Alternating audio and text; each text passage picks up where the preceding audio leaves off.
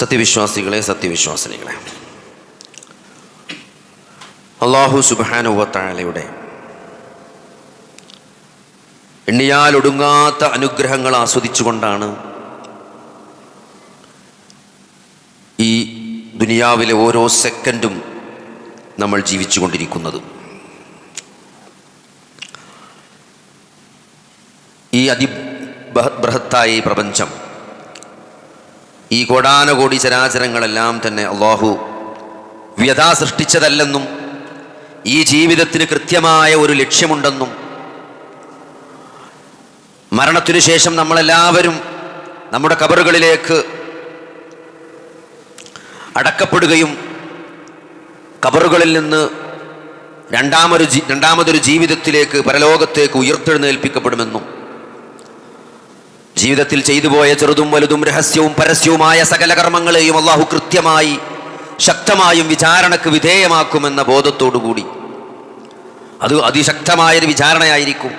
അന്ന് നമ്മുടെ നാവിന് സംസാരിക്കാൻ സാധിക്കൂല, നമ്മുടെ കൈകൾ സംസാരിക്കുന്ന, കാലുകൾ സാക്ഷി പറയുന്ന, ഭൂമി അതിൻ്റെ വർത്തമാനങ്ങൾ വിളിച്ചു പറയുന്ന ഏറ്റവും അപകടം പിടിച്ച ഒരു ദിവസത്തെ വിചാരണക്ക് നമ്മൾ റബ്ബിൻ്റെ മുമ്പിൽ നിൽക്കേണ്ടി വരുമെന്ന ബോധത്തോടുകൂടി ജീവിതത്തിൻ്റെ എല്ലാ മേഖലകളിലും അള്ളാഹുവിൻ്റെ വിധിവിലക്കുകൾ കാത്തു സൂക്ഷിച്ചുകൊണ്ട് കൽപ്പിച്ച കാര്യങ്ങൾ കഴിവിൻ്റെ പരമാവധി ജീവിതത്തിൽ പാലിക്കാനും വിരോധങ്ങളിൽ നിന്ന് പൂർണ്ണമായി വിട്ടുനിന്നുകൊണ്ട് തഖ്വയിലധിഷ്ഠിതമായ ഒരു ജീവിതം നയിക്കണമെന്ന് ആദ്യമായി എന്നോടെന്ന പോലെ നിങ്ങളെയും തഖ്വ കൊണ്ട് വസിയത്ത് ചെയ്യുകയാണ്. അല്ലാഹു സുബ്ഹാനഹു വ തആല നമുക്കെല്ലാവർക്കും അതിനുള്ള തൗഫീക്ക് നൽകുമാറാകട്ടെ. ഒരു വളരെ ചെറിയ ആയുസ്സാണ് അല്ലാഹു മനുഷ്യന് നൽകിയിട്ടുള്ളത്. ഭൂമിയിലെ മറ്റു ചരാചരങ്ങളെ സംബന്ധിച്ചിടത്തോളം മനുഷ്യൻ്റെ ആയുസ് വളരെ പരിമിതമാണ്. അതുകൊണ്ട് തന്നെ നമുക്ക് കിട്ടിയ നമുക്ക് ആരോഗ്യമുള്ള, ഇബാദത്ത് ചെയ്യാൻ കഴിയുന്ന തൗഫീഖുള്ള ഈ ഒരു സമയത്ത് ഓരോ സെക്കൻഡും വിലപ്പെട്ടതാണ്. ഓരോ പുതിയ ദിവസവും, ഓരോ പുതിയ പ്രഭാതവും വിശ്വാസിയെ സംബന്ധിച്ചിടത്തോളം അത് വിലമതിക്കാനാവാത്തതാണ്. കാരണം അല്ലാഹു എല്ലാവർക്കും തുല്യമായി നൽകിയ ഒരു സാധനം അത് സമയമാണ്. അല്ലേ? അത് ഏത് പാവപ്പെട്ടവനായാലും പണക്കാരനായാലും ആരോഗ്യമുള്ളവനായാലും ആരോഗ്യമില്ലാത്തവനായാലും എന്തെല്ലാം ഏറ്റക്കുറച്ചിലുകൾ ജീവിതത്തിൽ ആളുകൾക്കിടയിലുണ്ടോ അതൊന്നും പരിഗണിക്കാതെ എല്ലാവർക്കും തുല്യമായി നൽകപ്പെട്ട ഒരു വിഭവമാണ് സമയമെന്നത്. അതുകൊണ്ട് ഓരോ ദിവസവും ഒരു വിശ്വാസിയെ സംബന്ധിച്ചിടത്തോളം സഹോദരങ്ങളെ, നാളെ പരലോകത്ത് ഹാജരാക്കപ്പെടുമ്പോൾ ഈ ദിവസം എനിക്ക് അനുകൂലമായി മാറ്റുക എന്നതാണ് ഈ ജീവിതത്തിലെ പരീക്ഷണം എന്നാൽ. ഒരു ദിവസം നേരം വെളുക്കുമ്പം പ്രഭാതത്തെക്കുറിച്ചില്ലേ വിശുദ്ധ ഖുർആൻ ഓരോ ദിവസത്തെക്കുറിച്ചും എന്ന സമയത്തെക്കുറിച്ച് അല്ലാഹു സത്യം ചെയ്ത് പറഞ്ഞിട്ടുണ്ട്.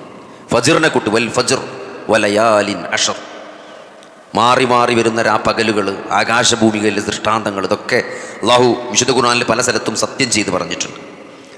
അപ്പോൾ പ്രഭാതം എന്നത് ഒരു ദിവസത്തിൻ്റെ തുടക്കമാണ്. ആ പ്രഭാതം നമുക്ക് അനുകൂലമാക്കി മാറ്റുക എന്നുള്ളതൊരു വിശ്വാസിയെ സംബന്ധിച്ചിടത്തോളം ആ ജീവിതത്തിൽ, ആ ദിവസത്തിൽ മുഴുവൻ ആ ഒരു ദീനിൻ്റെ വൈബ് നിലനിർത്താൻ അത്യാവശ്യമാണ്. സുബൈ ജമാഅത്തായിട്ട് പങ്കെടുക്കാൻ സാധിക്കുക എന്ന് പറഞ്ഞാൽ തന്നെ ആ ദിവസം നമുക്ക് അനുകൂലമാക്കി മാറ്റാൻ നമുക്ക് സാധിച്ചു എന്നുള്ളതാണ്. കാരണം സുബൈ നമസ്കരിച്ചവൻ അള്ളാഹുവിൻ്റെ സംരക്ഷണത്തിലാണ്. സുബൈ നമസ്കരിച്ച ആൾ അള്ളാഹുവിൻ്റെ സംരക്ഷണത്തിലാണ്. അപ്പം അതുകൊണ്ട് ആ സുബൈക്ക് എണീക്കുക എന്നുള്ളത്, ഇപ്പോൾ വേൾഡ് കപ്പാണ്, എല്ലാവരും കളി കാണുന്നുണ്ട്. അപ്പോൾ ആ കളി കണ്ട് സുബൈ ജമാഅത്ത് നഷ്ടപ്പെടുന്നൊരവസ്ഥ അത് വളരെ അപകടകരമായ സ്ഥിതിയാണ്. കാരണം അത് നമ്മളെ പരലോകം നഷ്ടപ്പെടുത്തും.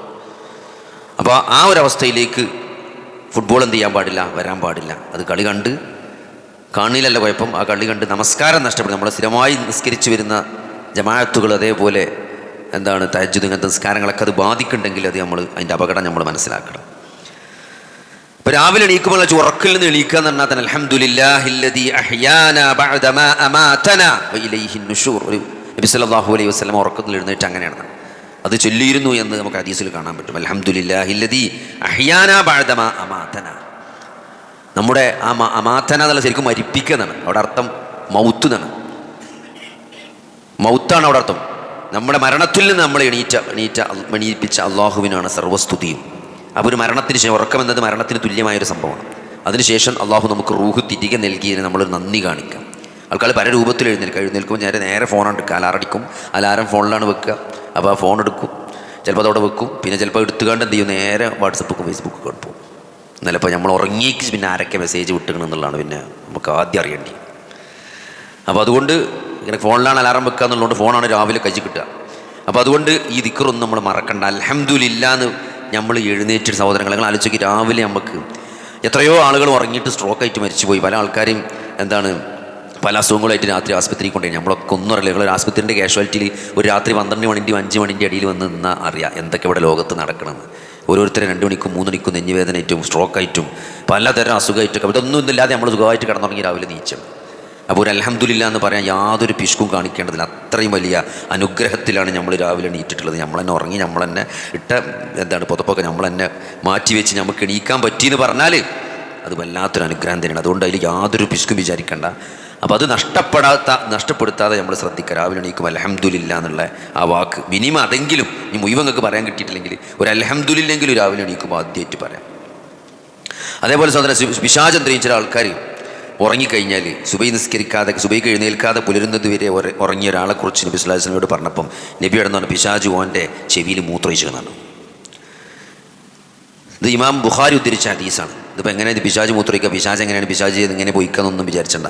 അത് നമ്മളെന്താ അറിയാത്ത കുറേ കാര്യങ്ങൾ ഇവിടെ നടക്കുന്നുണ്ട്. നിങ്ങൾ മലക്കുകളെ കണ്ടുവേണം, നിങ്ങൾ ജിന്നുകളെ കണ്ടൊന്നുമില്ല. അപ്പോൾ അതൊക്കെ നമുക്ക് അള്ളി റസൂൽ എന്താണോ പറഞ്ഞത് അത് വിശ്വസിക്കാനേ മാർഗുള്ളൂ. അതിൻ്റെ അപ്പുറത്തേക്ക് നമുക്ക് ഇങ്ങനെ കുറേ റിസർച്ച് നടത്തി കണ്ടുപിടിക്കാൻ പറ്റിയതല്ല ജിന്നും മലക്കും ഇതൊന്നും.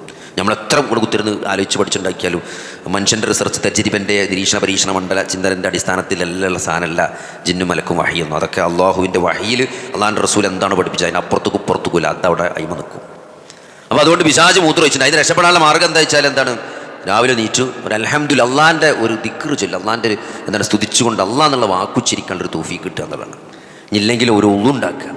ഞാൻ അതുമില്ലെങ്കിൽ സുബൈ നിസ്കരിച്ചാൽ എന്ത് ചെയ്യും, അതിൻ്റെ ഒരു ഷർറ് മാറിക്കിട്ടുന്നതാണ്. അപ്പോൾ അതുകൊണ്ട് സുബൈ നമസ്കാരത്തിന് നമ്മൾ എന്ത് ചെയ്യാം, പള്ളിയിൽ പോകാൻ ശ്രദ്ധിക്കാം. ആണുങ്ങളൊക്കെ എന്ത് ചെയ്യാം, നോക്കി ഏത് നാട്ടിൽ ചെന്നാലും സുബൈക്കാണ് ഏറ്റവും കുറവ് ആൾക്കാരുണ്ടാകുക. ഒരു പള്ളിയിൽ ഏറ്റവും കുറഞ്ഞ മനുഷ്യന്മാരുണ്ടാകുന്ന വക്ത് ഏതാ വെച്ചാൽ സുബൈയാണ്. ഒരു സൊഫൊക്കെയാണ് ഒരു പള്ളി ഉണ്ടാകുക, ഒരു സൊഫ് ഉണ്ടാവില്ല ഒരു പള്ളി. ചിലപ്പം ചില പള്ളിയിലൊക്കെ 4 ആൾ ഇമാമിൻ്റെ ഞാൻ നാളൊരു സ്ഥലത്ത് പോയപ്പം ഇമാം ഇങ്ങനെ കാത്തുക്കണം ഒരാൾ വന്നാൽ നിസ്കരിച്ചെന്ന് വിചാരിച്ചിട്ട്. ഞാൻ ഒരു യാത്രയിൽ ഇറങ്ങിയതാണ്, സ്ഥലം ഞാൻ പറയില്ല, യാത്രയിൽ ഇറങ്ങിയതാണ്. അപ്പോൾ ഇമാമ് കാത്തുക്ക ഒരു മൗമൂമിനെ കിട്ടിയാൽ നിസ്കരിച്ചെന്ന് വിചാരിച്ചിട്ട്. അതാണ് സുബൈൻ്റെ അവസ്ഥ. നേരെ നിങ്ങൾ ആ മഗ്‌രിബിനെ ആ പള്ളി വന്ന് നോക്കി സ്ഥലം കിട്ടും, പുറത്ത് കിട്ടിയത്. ചിലപ്പോൾ ഏറ്റവും കുറഞ്ഞ കൂലിയുള്ള നമസ്കാരമാണ് മഗ്‌രിബ്, ഏറ്റവും കൂടിയ കൂലിയുള്ള നമസ്കാരം സുബൈ, അതിന് ആരും ഉണ്ടാവില്ല. അപ്പോൾ അതുകൊണ്ട് സുബൈക്ക് എന്ത് ചെയ്യുക, പള്ളിയിൽ ആണാണോ നിങ്ങൾ സുബൈയിൽ പള്ളിക്ക് എത്തിരിക്കണം. നിങ്ങളുടെ നാട്ടിലെ പള്ളിയിൽ നിങ്ങൾ ഹാജരാകണം. ചെറിയ മക്കളൊക്കെ എന്ത് ചെയ്യും, നീപ്പിച്ച് പള്ളി കൊണ്ടുപോകുന്ന ഒരു ശീലം എന്ത് ചെയ്യണം, വളർത്തിയെടുക്കണം. എന്നാൽ എന്ത് ചെയ്യും, നമ്മൾ മരിച്ചാലും നമ്മുടെ മക്കൾ പള്ളി പോകുന്ന ഒരു അവസ്ഥ, സുബൈക്ക് പള്ളി പോകുന്ന അവസ്ഥ ഉണ്ട്. ബാക്കി വക്തിലൊന്നും കൂടിയില്ലെങ്കിലും ആ വാപ്പ അങ്ങനെ കൊണ്ടുപോയതുകൊണ്ട് ഇങ്ങനെ ആയി എന്ന് പറയും. നല്ല മക്കൾ പറയാം, എൻ്റെ വാപ്പ ചെറുപ്പത്തിൽ തന്നെ അങ്ങനെ ശീലിപ്പിച്ചുകൊണ്ട് അതങ്ങനെ നിലനിൽക്കുന്നുണ്ട് ഇപ്പോഴും. അപ്പോൾ അതുകൊണ്ട് സഹോദരൻ അതൊക്കെയാണ് നാളെ കബർക്ക് ഉണ്ടാവുള്ളൂ. അപ്പോൾ അതുകൊണ്ട് രാവിലെ സുബൈക്ക് പള്ളി പോകുക എന്നുള്ളതാണ്. സുബൈൻ്റെ മുമ്പുള്ള സുന്നത്ത് നിസ്കാരത്തെ പറ്റി അള്ളാഹുവിൻ്റെ റസൂൽ പറഞ്ഞ കാര്യങ്ങൾ ഈ ദുനിയാവും അതിൽ മുഴുവനുള്ളതിനേക്കാൾ ഹൈറാണ് സുബൈൻ്റെ മുമ്പുള്ള 2 റക്അത്ത് സുന്നത്ത് എന്നാണ്. പല ആളുകളും എന്ത് ചെയ്യുക, നഷ്ടപ്പെടുന്നത്. അതിന് എത്ര ഒരു സീരിയസ്നെസ് ആൾക്കാർ കാണും. അത് വളരെ പ്രധാനപ്പെട്ട സുന്നത്ത് നിസ്കാരമാണ്. സുന്നത്തുകളുടെ കൂട്ടത്തിൽ തഹജ്ജുദ് കഴിഞ്ഞാൽ, വലിയ പെരുന്നാൾ നിസ്കാരമൊക്കെ കഴിഞ്ഞാലുള്ള പോലെ തന്നെ ഏറ്റവും പ്രധാനപ്പെട്ട സുന്നത്ത് നിസ്കാരമാണ്. നബി സല്ലല്ലാഹു അലൈഹി വസല്ലമ യാത്രയിൽ നഷ്ടപ്പെടുത്താത്ത സുന്നത്ത് നിസ്കാരം. യാത്ര ചെയ്യുമ്പോൾ നബി സല്ലല്ലാഹു അലൈഹി വസല്ലമ ജമ്മും കസറുമാണ് ചെയ്യാം. അപ്പോൾ നബി സുന്നത്ത് നിസ്കരിക്കില്ല, യാത്രയിൽ നബി സുന്നത്ത് നിസ്കരിക്കാറില്ല എന്നാണ്. കാരണം ഫർള് തന്നെ ചുരുക്കിയിട്ടാണ് നിസ്കരിക്കുക, പിന്നല്ല സുന്നത്ത്. പക്ഷേ യാത്രയിൽ നഷ്ടപ്പെടുത്താത്തൊരു സുന്നത്താണെന്ത്, സുബൈൻ്റെ മുമ്പുള്ള സുന്നത്തും നബിൻ്റെ രാത്രി നിസ്കാരം. അത് നബി എന്ത് ചെയ്യില്ല, നഷ്ടപ്പെടുത്താറില്ല എന്നാണ്. കാരണം നബി സ്വല്ലല്ലാഹു അലൈഹി വസല്ലമക്ക് രാത്രി നിസ്കാരം നിർബന്ധമായിരുന്നു. അപ്പോൾ അതുകൊണ്ട് ഇവിടെ നമ്മൾ ആ വിഷയത്തിൽ എന്ത് ചെയ്യുക, സുബൈൻ്റെ മുമ്പുള്ള സുന്നത്തിന് നമ്മൾ നല്ല ശ്രദ്ധ നമുക്ക് വേണം. പിന്നെ അതേപോലെ തന്നെ സഹോദരങ്ങൾ ദിക്ർ ചൊല്ലുക എന്നുള്ളത്. രാവിലെ കുറച്ച് നേരം ഒരു ദിക്ർ ചൊല്ലി ആ പള്ളിയിൽ എന്താ പറയുക, ഇപ്പോൾ രാവിലെ വൈകുന്നേരമൊക്കെ പ്രാർത്ഥന ഉണ്ട്. ഹദീസുകളിൽ വന്ന സ്വഹീഹായ പ്രാർത്ഥനകൾ ഹദീസിൽ ഉത്തരി നബി സ്വല്ലല്ലാഹു അലൈഹി വസല്ലമ ചൊല്ലാൻ പ്രേരിപ്പിച്ച വലിയ പ്രതിഫലമുണ്ട് എന്ന് പറഞ്ഞ കുറേ പ്രാർത്ഥനകളുണ്ട്.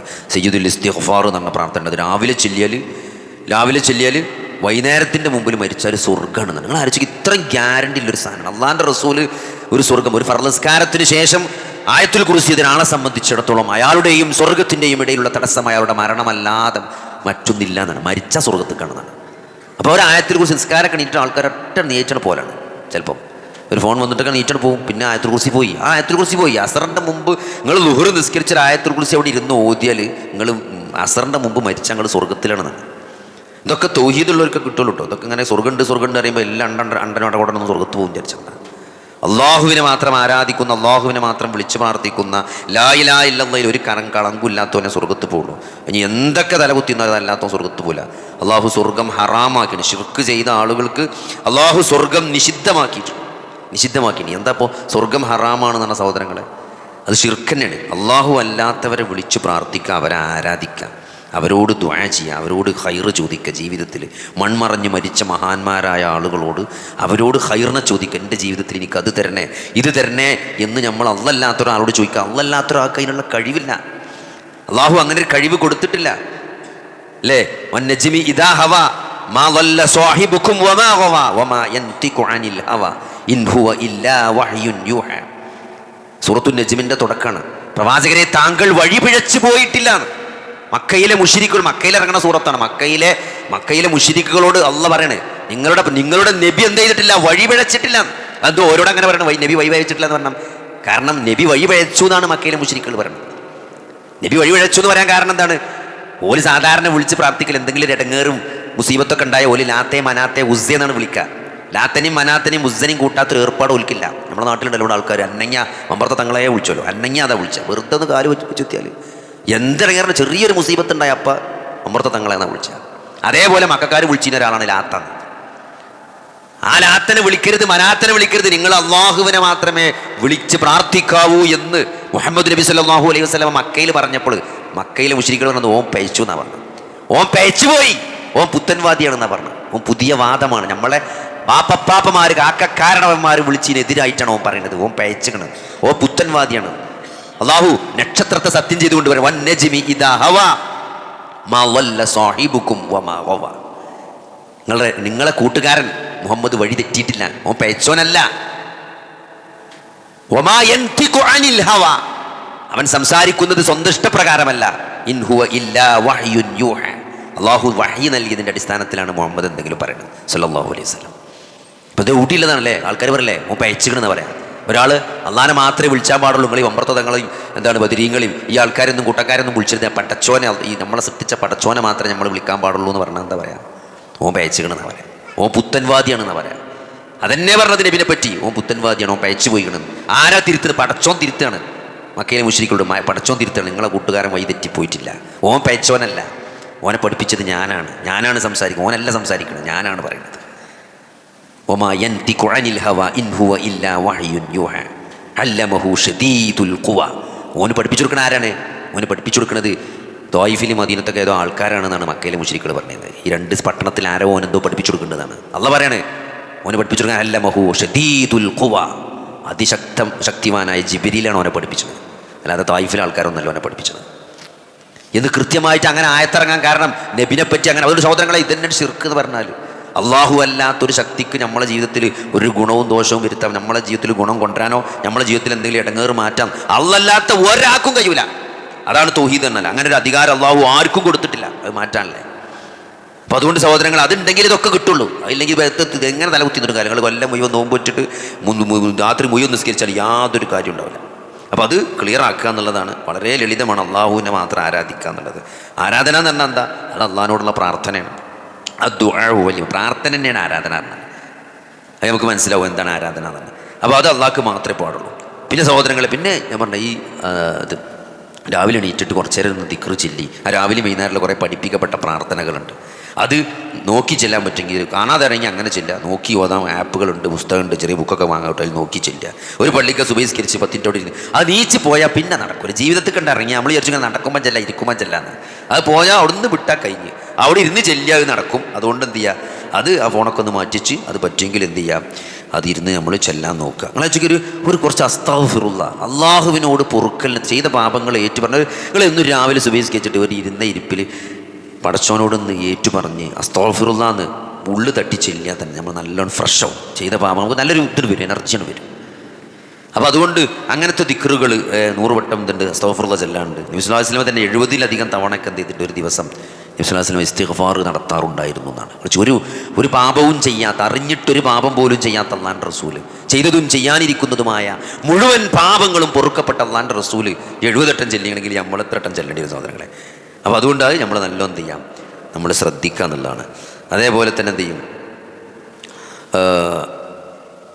ഫജറിൻ്റെ കാര്യത്തിലും ഫജറിൻ്റെ മുമ്പുള്ള സുന്നത്തിൻ്റെ കാര്യത്തിലും നമ്മൾ നല്ലോണം ശ്രദ്ധിക്കുക. അതേപോലെ തന്നെ ഈ നിസ്കാരത്തിൻ്റെ ശേഷമുള്ള ആയത്തുൽ കുർസി അത് നമ്മൾ എന്ത് ചെയ്യണം, അത് നമ്മൾ മിസ്സാക്കാൻ പാടില്ലാത്തൊരു സാധനമാണ്. അതേപോലെ തന്നെ സയ്യിദുൽ ഇസ്തിഗ്ഫാർ എന്ന് പറഞ്ഞാൽ ആ രാവിലെ ഇനി ഒന്നും നിങ്ങൾക്ക് ചെല്ലാൻ നേരം കിട്ടിയിട്ടില്ലെങ്കിലും ആ സയ്യിദുൽ ഇസ്തിഗ്ഫാറെങ്കിലും രാവിലെയും വൈകുന്നേരം ചെല്ലാൻ നമ്മൾ ശ്രദ്ധിക്കുക. ചെറിയൊരു പ്രാർത്ഥനയാണ് ചെല്ലുക. അതേപോലെ തന്നെ സഹോദരൻ സുബൈൻ്റെ ശേഷം കടന്നുറങ്ങാതൊക്കെ എന്നുള്ളത്. അള്ളാഹു ഏറ്റവും ബറക്കത്തുള്ള സമയമാണ് സുബൈൻ്റെ ശേഷമുള്ള സമയം എന്ന് പറയുന്നത്. ഒരു വിശ്വാസിയെ സംബന്ധിച്ചിടത്തോളം ആ സമയത്ത് ചെയ്യണ കാര്യങ്ങൾക്ക് വല്ലാത്ത പ്രതിഫലമുണ്ട് എന്ന് എന്ത് ചെയ്യാൻ പറ്റും, നമുക്ക് ഹദീസുകളിൽ കാണാൻ പറ്റും. നബി സല്ലല്ലാഹു അലൈഹി വസല്ലമ ആ സമയത്തിന് പ്രത്യേകമായിട്ടുള്ള ഒരു ബറക്കത്ത് എന്തുണ്ട് എന്നും അതിൽ സഹാബികൾ പല ബിസിനസ്സും ആ സമയത്ത് പ്രത്യേകം ചെയ്തതായിട്ടൊക്കെ ചരിത്രത്തിൽ കാണാൻ പറ്റും. ഒരു സഹാബി ആ സമയത്ത് കച്ചവടം നടത്തിയതും അതിൽ ബറക്കത്ത് കിട്ടിയതും അത് ചോദിച്ചപ്പം അള്ളാഹുവിൻ്റെ റസൂൽ ഈ സമയത്തിന് ബറക്കത്തുണ്ട് എന്ന് പ്രത്യേകം പറഞ്ഞിട്ടുണ്ട് എന്ന്. എൻ്റെ ഉമ്മത്തിന് അവർ രാവിലെ ചെയ്യുന്ന കാര്യങ്ങൾക്ക് പ്രത്യേകം ബറക്കത്ത് നൽകപ്പെട്ടിരിക്കുന്നു എന്ന് ഹദീസുണ്ട്. അപ്പോൾ അതുകൊണ്ട് ഏത് കച്ചവടമാണെങ്കിലും നമുക്ക് കുറച്ചുകൂടി സുബഹിസ്കരിച്ചേക്ക് എന്ത് ചെയ്യാം, നമ്മൾ ഏർപ്പാട് തുടങ്ങുക. വേറെ പണിയൊന്നും ഇല്ലെങ്കിൽ പിന്നെ എന്ത് ചെയ്യാം, നേരെ അതിലേക്ക് പ്രവേശിക്കുക. ആ സമയം അത് എന്ത് ചെയ്യാം, നമ്മൾ എന്താ പറയുക, ക്രിയാത്മകമായി ഉപയോഗപ്പെടുത്താൻ ശ്രദ്ധിക്കുക. അലസമായി വിരസമായി ഉറങ്ങുന്ന ആൾക്കാരുണ്ട്, ഉറങ്ങിയാൽ ശീലമാക്കിയ ആൾക്കാരുണ്ട്. അതൊക്കെ അത് മാറ്റിയെടുക്കാൻ നമ്മൾ വളരെയധികം ശ്രദ്ധിക്കുക. അള്ളാഹുവിൻ്റെ റസൂൽ എന്തൊക്കെ പഠിപ്പിച്ചിട്ടുണ്ടോ അതൊക്കെ ഹൈറായിരിക്കും. സ്വർഗത്തിലേക്ക് അടുപ്പിക്കുന്ന മുഴുവൻ കാര്യങ്ങളെയും അള്ളാഹുവിൻ്റെ റസൂൽ നമുക്ക് പഠിപ്പിച്ച് തന്നിട്ടുണ്ട്. ഇനി പുതുതായിട്ടൊന്നും കണ്ടുപിടിക്കേണ്ട ഒരു ആവശ്യമില്ല. നരകത്തിൽ നിന്ന് അകറ്റുന്നതും സ്വർഗത്തിലേക്ക് അടുപ്പിക്കുന്നതുമായ മുഴുവൻ കാര്യങ്ങളെയും ഞാൻ നിങ്ങൾക്ക് പഠിപ്പിച്ച് അറിയിച്ച് തന്നിട്ടുണ്ട് എന്നാണ് അള്ളാഹുവിൻ്റെ റസൂൽ പറഞ്ഞത്. അതുകൊണ്ട് ഇതൊക്കെ നബീൻ്റെ ശരീരം നമുക്ക് കാണാൻ പറ്റുന്ന കാര്യങ്ങളാണ് ഈ പറഞ്ഞതെല്ലാം. സുബൈക്ക് നേരത്തെ സുബൈൻ്റെ മുമ്പ് തന്നെ ഒരു വിശ്വാസം വെച്ചാലും രാത്രി നിസ്കാരം അത്രയും പ്രധാനപ്പെട്ടതാണ്. അത് പറ്റുമെങ്കിൽ അതന്നെ ചെയ്യാം. മിനിമം ഒരു 3 റക്അത്തെങ്കിലും നമുക്ക് നിസ്കരിക്കാൻ പറ്റും, അങ്ങനെ ചെയ്യാം. അത് കഴിഞ്ഞ് പള്ളിയിൽ സുബൈൻ്റെ മുമ്പിലെ സുന്നത്ത് പള്ളിയിൽ പോവുക. ജമാഅത്തായിട്ട് ആണുങ്ങൾ കഴിയുന്നത് സുബൈ നമസ്കാരം ജമാഅത്തായി നിർവഹിക്കുക. അതിന് ശേഷമുള്ള ദിക്റുകൾ പറ്റുമെങ്കിൽ എന്ത് ചെയ്യാം, അത് ചെല്ലാൻ നമ്മൾ നല്ലോണം ശ്രദ്ധിക്കുക. അല്ലാഹു സുബ്ഹാനഹു വ തആല ഇതൊക്കെ മനസ്സിലാക്കാനും പഠിക്കാനും അതനുസരിച്ച് ജീവിക്കാനും നമുക്ക് തൗഫീഖ് നൽകുമാറാകട്ടെ. അതുകൊണ്ട് സഹോദരങ്ങളെ, ഒരു ദിവസം എന്ന് പറഞ്ഞാൽ അത് വളരെ പ്രധാനപ്പെട്ടതാണ്. ജീവിതത്തിലെ ഓരോ ദിവസവും നാളെ നമ്മളെ കർമ്മരേഖയിൽ വരും. ഒരു നമസ്കാരമുണ്ടെങ്കിൽ നാളെ നന്മ തിന്മകൾ സമമായി നിൽക്കുന്ന ഒരു രംഗമുണ്ട്. ഇപ്പോൾ നമ്മൾ തിരഞ്ഞെടുപ്പിൽ വോട്ടിടുകയാണെങ്കിലും അതിങ്ങനെ ഇഞ്ചോടിഞ്ച് ഇങ്ങനെ മുട്ടി നിൽക്കുമ്പോഴുള്ള ഒരു ഉത്കണ്ഠയും ആകാംക്ഷയൊക്കെ ഉണ്ട്. ഇപ്പോൾ പന്തളി കാണുകയാണെങ്കിലും അല്ലേ, ഒരു 3-3 1-1 നിൽക്കുമ്പോഴുള്ള ഒരിതുണ്ട്. അതേമാതിരി ഒരു സന്ദർഭം നാളെ പരലോകത്ത് വരും. നന്മയും തിന്മയും ഇങ്ങനെ തുല്യമായി ഇങ്ങനെ നിൽക്കുമ്പോൾ അത് എങ്ങട്ടാ നീങ്ങാന്ന്. നല്ലോണം നന്മ ഉണ്ടെങ്കിൽ ടെൻഷൻ ഉണ്ടാവില്ല. കാരണം നമുക്ക് ഇനി കുറച്ച് പൈല അപ്പുറത്ത് വന്നാലും 5 ഗോളിനൊക്കെ ജയിച്ചിക്കണ മാതിരി അല്ലേ, ഒരു 5 ഗോൾ 6 ഗോളിനൊക്കെ അങ്ങനെ ജയിച്ച് ഒരു 80ാമത്തെ മിനിറ്റിൽ പന്തളിച്ചുകൊണ്ടാണ് ഒരു റിലാക്സേഷൻ ഉണ്ടല്ലോ. അതേമാതിരി നിറയെ നന്മ തുലാസിൽ കണ്ട തിന്മ കുറച്ചുള്ളൂ. അപ്പോൾ ഇനിയിപ്പോൾ കുറച്ചിപ്പോൾ വന്നാലും കുഴപ്പമില്ല എന്നുള്ളൊരു മാനസികാവസ്ഥ അല്ല. നന്മയും തുന്മയും തുല്യമായി ആ തുലാസിൻ്റെ മുമ്പിൽ ഇങ്ങനെ ടെൻഷൻ അടിച്ച് നിൽക്കുന്ന ഒരു അവസ്ഥകൾ ആലോചിച്ച് നോക്കി. അപ്പോൾ ആ തിന്മ തൂങ്ങി നരകത്ത് പോണ്ടി വരുമെന്നൊരു ബേജാറുണ്ട്. അതുകൊണ്ട് ഓരോ പ്രഭാതവും ഒരു വിശ്വാസിയെ സംബന്ധിച്ചിടത്തോളം ആ തുലാസിലെ നന്മയുടെ ഏടിലേക്ക് കൊണ്ടുവരാനുള്ള ശ്രമമാണ് നമ്മുടെ ജീവിതത്തിൽ നമ്മൾ നടത്തേണ്ടത്. നാളെ അവിടെ ടെൻഷൻ അടിക്കേണ്ട ഒരു അവസ്ഥ ഉണ്ടാകരുത് എന്ന് നമ്മൾ ബോധപൂർവം ഇവിടുന്ന് തീരുമാനിക്കണം എന്നുള്ളതാണ്. അതുകൊണ്ട് ഒരു സുബഹി നമസ്കാരം അല്ലേ, ആ ഒരു ആത്മാർത്ഥമായ പ്രാർത്ഥന, അള്ളാഹുവിനോടുള്ള കണ്ണ് പൊട്ടി കണ്ണീര് വന്നിട്ട് ചെയ്തു പോയ പാപങ്ങൾ ഏറ്റുപറഞ്ഞ് അള്ളാഹുവിലേക്ക് ഖേദിച്ച് മടങ്ങിക്കൊണ്ടുള്ള ഒരു പ്രാർത്ഥന ഒരു ദിവസം ഏതെങ്കിലും ഒരു നേരത്തെ ജീവിതത്തിൽ ഒരു ദിവസമെങ്കിലും ഇല്ലെങ്കിൽ സഹോദരങ്ങളെ, പിന്നെ നമ്മളെ അവസ്ഥ എന്താണ്? നമ്മൾ മനസ്സ് കടുത്തു പോകും. ഒന്ന് അള്ളാഹിൻ്റെ മുമ്പിൽ ഒന്ന് കരയാൻ ദിവസത്തിൽ ഒരിട്ടെങ്കിലും നമുക്ക് പറ്റണം സഹോദരങ്ങൾ. ഒരു പേജ് ഖുർആനെങ്കിലും ഒരു ദിവസം ഓതുക എന്നുള്ളത് ഇതൊക്കെ എന്താ, ഇതൊക്കെ ദീനിൻ്റെ ഒരു വൈബാണ്. ഇതിങ്ങനെ നിലനിർത്തിയാലേ ആ മരിക്കുമ്പോൾ ലായിലാലെന്നെല്ലാം കിട്ടില്ല. അതൊക്കെ ഇങ്ങനെ തോന്നിയ മാതിരി ജീവിച്ച് അവസാനം മരിച്ചാൽ നേരത്തെ ആരെങ്കിലും ലായിലാലെന്ന് പറഞ്ഞാൽ നിങ്ങൾ അത് പറയാൻ പറ്റും നിങ്ങൾ വിചാരിക്കേണ്ട, കഴിയൂല. അതിൽ തൗഫീക്ക് കിട്ടൂല. കിട്ടണമെങ്കിൽ എന്ത് വേണം? കിട്ടണമെങ്കിൽ ഇങ്ങനെയൊക്കെ ജീവിക്കണം. ജീവിതത്തിൽ ഇങ്ങനെയൊക്കെ ഒരു കാഴ്ചപ്പാടുണ്ടാണ്. അതുകൊണ്ട് ആത്മാർത്ഥമായി തൗബ ചെയ്ത് കുറച്ച് ദിക്റൊക്കെ ചൊല്ലി കുറച്ചൊരു പരലോകബോധത്തോടു കൂടി മരിക്കണം എന്നും മരിച്ചെന്നാൽ ഇത് വിചാരണ ഉണ്ടാവുന്നു. കാരണം സ്വർഗത്തിൽ പോയ ആളുകൾ പറയുന്നൊരു വാക്കുണ്ട്, ഞങ്ങൾ എന്താണ് ഈ സ്വർഗത്തിലെത്താനുള്ള കാരണം? ഞങ്ങളൊരു വിചാരണയെ പ്രതീക്ഷിച്ചിരുന്നു എന്നാണ്. അപ്പം ആ ഒരു പ്രതീക്ഷിച്ച വിചാരണ ഉണ്ടാകും എന്ന ബോധത്തിൽ ജീവിക്കുമ്പോൾ എന്ത് ചെയ്യും, ജീവിതത്തിൽ ചെറിയൊരു മാറ്റമൊക്കെ എന്തായാലും ഉണ്ടാവും. കാരണം എന്താ, നിങ്ങൾ ഇത് എല്ലാ വിചാരണയും മാറിയല്ല. നിങ്ങൾ പിന്നെ എന്താണ് താഴത്തെ കോടതിയിൽ തോറ്റാൽ മേലത്തെ കോടതിയിൽ പോയി അപ്പീൽ കൊടുക്കാനൊന്നും പറ്റില്ല. കുറച്ചും കൂടി കായെടുത്തൊരു വക്കീലിനെ വെച്ച് ജയിക്കാനോ ഞാൻ അടുത്തൊല്ലം പരീക്ഷ 2ാമത് എഴുതി പാസ്സാകാനോ പറ്റണേ ഒരു വിചാരണ അല്ല പരലോകത്തെ വിചാരണ എന്നാണ്. അത് കഴിഞ്ഞ മരണം തൊണ്ടക്കുഴിയിൽ എത്തിക്കഴിഞ്ഞാൽ പിന്നെ പ്രത്യേകിച്ചൊന്നും നമുക്ക് ചെയ്യാനില്ല. പിന്നെ കബറിൽ ആ വിചാരണയും കാത്തിങ്ങനെ കിടക്കും. മക്കൾ നല്ല മക്കളെയും ജാരിയായ വല്ല സ്വതക്കും പള്ളിക്കും മദ്രസനൊക്കെ വല്ല തെങ്ങും സെലും റൂമൊക്കെ കൊടുത്തിട്ടുണ്ടെങ്കിൽ അതിൻ്റെതൊക്കെ ഇങ്ങനെ ഇടക്കുന്ന ഓരോ മാസം ഓരോ മെസ്സേജ് വന്ന് ചാടും എന്ന് പറഞ്ഞ മാതിരി കുറച്ച് കബർക്ക് ഇങ്ങനെ ഒരു നോട്ടിഫിക്കേഷൻ വരാറില്ലേ. നമ്മൾ ശമ്പളമൊക്കെ കിട്ടുമ്പോൾ ചില കമ്പനിയിൽ നിന്നൊക്കെ ഇങ്ങനെ മെസ്സേജ് വരും, പൈസൻ്റെ മെസ്സേജാണ് 1-1 തീയതി. അതേമാതിരി കബർക്ക് ഇങ്ങനെ നോട്ടിഫിക്കേഷൻ വരും. അവിടെ പണ്ടൊക്കെ എല്ലാവരും എന്താണ് നമ്മുടെ നാട്ടിൽ നല്ല കാഴ്ചനൊരു തെങ്ങ് മദ്രസ കൊടുക്കും പള്ളിക്കൊക്കെ. അവിടെ നമ്മളിങ്ങനെ ചോദിക്കും ചെയ്യും, ഈ മദ്രസയിൽ തെങ്ങുമ്പോൾ മാത്രമേ തേങ്ങ ഉണ്ടാവുള്ളൂ. നമ്മൾ ബാക്കിയുള്ള തെങ്ങൾക്ക് അങ്ങനെ മൊട്ടായിക്കുണ്ടാവും. പള്ളിക്കും മദ്രസും കൊടുത്തത് എങ്ങനെ വളമിട്ട് കൊടുക്കൂല, ഒന്നുമില്ല, എന്നാലും ഇങ്ങനെ പൂത്തുക്കണാണ്. മറ്റേ നമ്മൾ എങ്ങനെ നോക്കിയാലും ഉണ്ടാവില്ല. അപ്പോൾ അതൊക്കെ ഉണ്ട്. പടച്ചോന്നൊക്കെ ഇതൊക്കെ പരീക്ഷണമാണ്. ഈ ബനൂ ഇസ്രായേലിന് എന്താണ് ശനിയാഴ്ച മീൻ പിടിച്ചാൻ പാടില്ല പറഞ്ഞപ്പം ബാക്കി 6 ദിവസം പോയാലും മീൻ കിട്ടൂല. ശനിയാഴ്ച വെറുതെ കടലിൻ്റെ അടുത്ത് ഇങ്ങനെ വന്ന് നോക്കി മതി, മീൻ ഇങ്ങനെ ചാടും, എന്നാ പിടിച്ചോ അത് പിടിച്ചാൻ പറ്റൂല. അപ്പം അങ്ങനെ അതാണ് ജീവിതത്തിലെ പരീക്ഷണം എന്നാണ്. പള്ളിക്കൂടത്ത് തെങ്ങുമ്പോൾ നല്ല തേങ്ങ ഉണ്ടാവും, മറ്റീമ ഉണ്ടാവില്ല.